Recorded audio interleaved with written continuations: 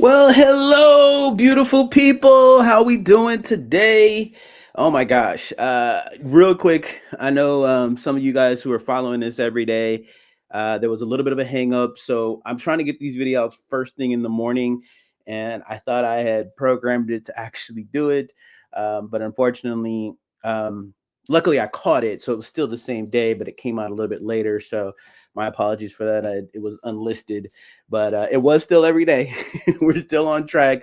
But yeah, just that's what had happened for those of you guys wondering where the video was in the morning. But I will make sure to double check so that these do come out first thing in the morning, so that way you guys can get your day going. But anyways, we are back at it again. Today is another wonderful day, and we are doing the book "Excuse Me, Your Life Is Waiting" by Lynn Grabhorn, and we are already into part 11, really deep into this.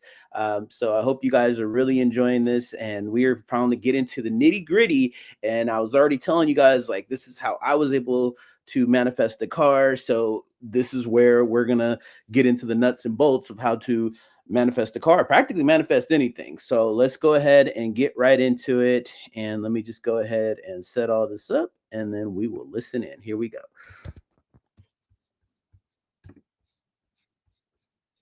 Getting your car.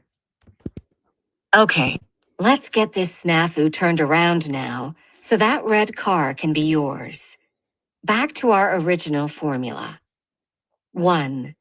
You identify what you don't want. You don't want any more of not having the red car. 2. You identify what you do want. That's easy. Mhm. 3.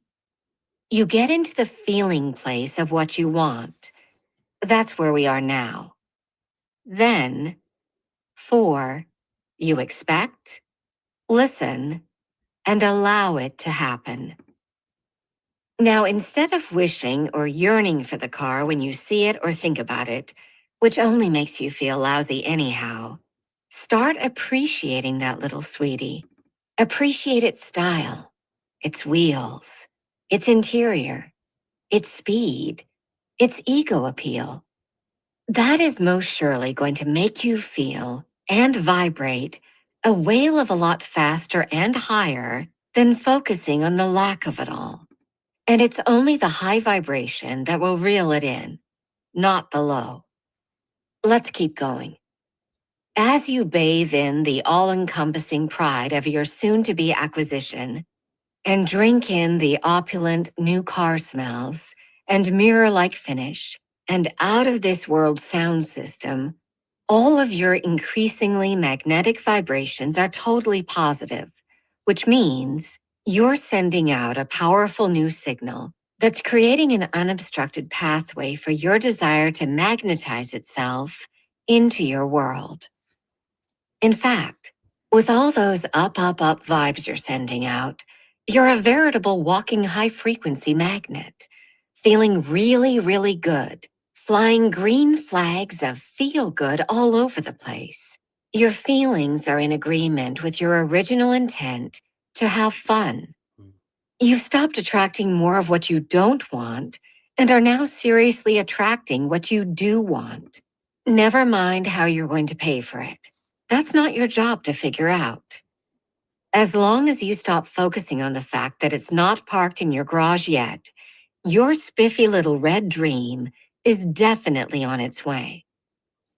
Negative feelings, which come from thoughts of don't have, can't have, or never will have, are simply not in agreement with your original intent, and neither are your shoulds. It's so simple. Put glum feelings out, and you're going to get glum circumstances back. If, on the other hand, you allow yourself to be turned on by thinking about your dream car and insist to yourself that things are now in the process of turning around, no matter what you may see in front of you to the contrary, then those positive thoughts will ultimately magnetize in your desires. They must. It's the physics of the universe. Remember, it's the feelings that will do it, not the thoughts alone. It's the feelings that create the magnetism and the vibration in the waves we send out. It's the feelings, the feelings, the feelings that come from our thoughts. Good Mm, old media. A few nights ago, while I was fixing dinner, I switched on the local TV news and almost threw up before I had even tasted a bite of food. First came the report of the latest outbreak of some weird strain of flu, so exotic, in fact, that it was doubtful the most powerful flu shots could defeat it. In blah blah town, 1,500 miles away, it's been reported that 3 out of 5 residents have been severely stricken with this uncontrollable new virus. Terrific.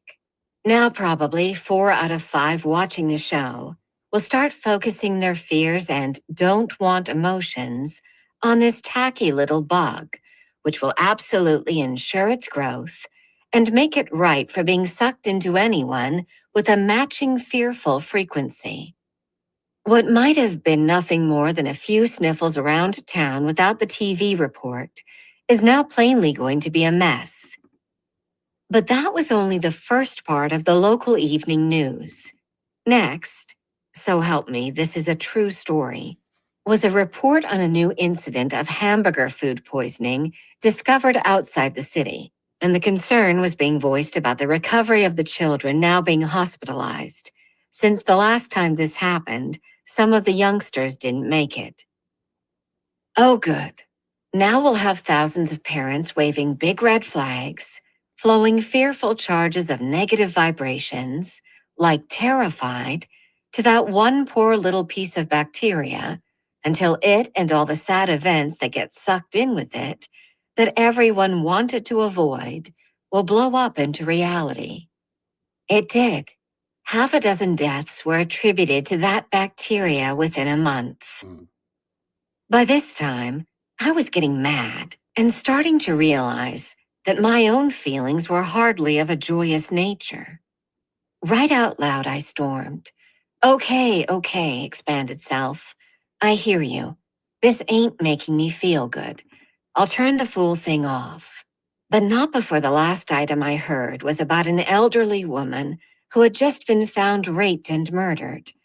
By that time, I was furious, feeling awful, and wondering just how many elderly women would get it in the next few days through events ignorantly magnetized into their reality by focusing their own titanic fears on what they wanted most to avoid.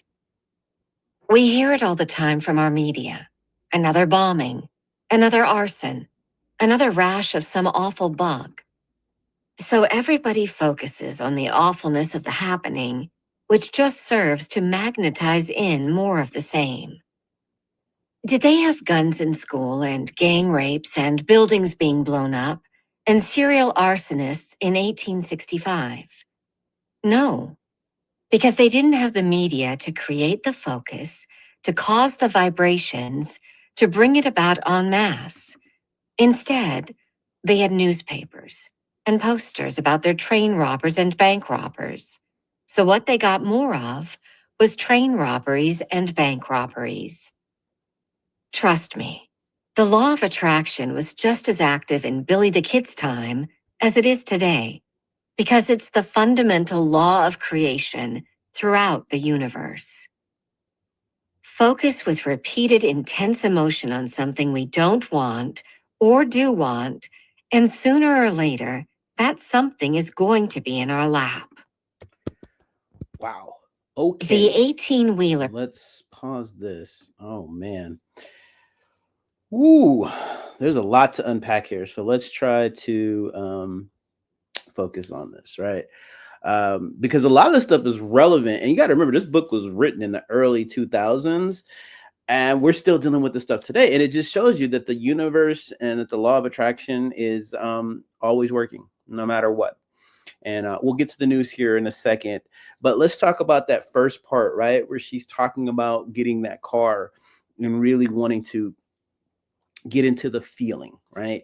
Because a lot of people, including myself back in the day, was always assuming that it was all about my thoughts. My thoughts create things. And understand, it's not about the thoughts, it's about how you feel. And then based on how you feel is what you attract. So, and that feeling can be universal. And she's going to go into more of that with the book itself. So just always kind of keep that in mind. But this next part that we listened to, definitely is very controversial from a standpoint, because there might be a few of you here that really like to watch the news. I'm personally somebody who doesn't, but social media kind of understands that. And so we get all of our news now from social media. It's a little bit more unfiltered, but at the same time, there is still an agenda when a lot of that information that you're consuming is primarily negative. So balancing that out is so important, and it's one of the few reasons why I created this channel and wanted to just kind of give people something different to listen to and to be a part of, so that it isn't always so doom and gloom. Because again, what you focus on, I'll say this again, expands, right? What you focus on expands. And understanding this, and that's essentially what she's breaking down, and why it's so important, especially when we hear things on the news. Like, I think even right now, if you guys are watching this, together, like, there was another plane accident that was occurring in the back-to-back days, or like you hear that saying, when someone dies, they die in threes, right? These are all statements that we have now, because of because of not understanding the law of attraction, we have created without even knowing. So we're creating this fear-based world of things that we should be fearful for, because of the things that we're focusing on the most. And so what I'm doing, and I think what you guys should be doing, because even though I know about these things, I limit it and make sure that the feelings that I have when I see these things are neutral. And it's not to want to live in fear, or do the things that it's set its purpose to, because at the end of the day, you still have to be informed. So how you do that is just important, because you can still know what's going on, but you're still looking at things from a brighter, more positive side, so that it doesn't negatively affects you, because you understand now that what you put out, what you focus on, expands. So I hope that helps a lot. If you guys don't understand, or if there's some questions, or maybe you guys want to comment and down below, tell me a little bit about how you feel about this, because again, it is a little bit controversy. But I definitely challenge you, especially today and throughout the weekend, or whenever you guys are watching this, to make sure that you guys are, if you see something especially negative, just be neutral to it. Try focus in on what your feelings are, build up that level of awareness. And if you guys haven't already, like and subscribe, hit that notification button, share this with somebody who might need to be hearing this, especially if you know somebody who likes to watch the news, because my grandmother and a lot of family members, they still watch it. But trying to explain this to them, sometimes it's better to hear it from a third party, as opposed to you trying to explain it yourself. So until next time, you guys make it a great day and take care. All right. Bye bye.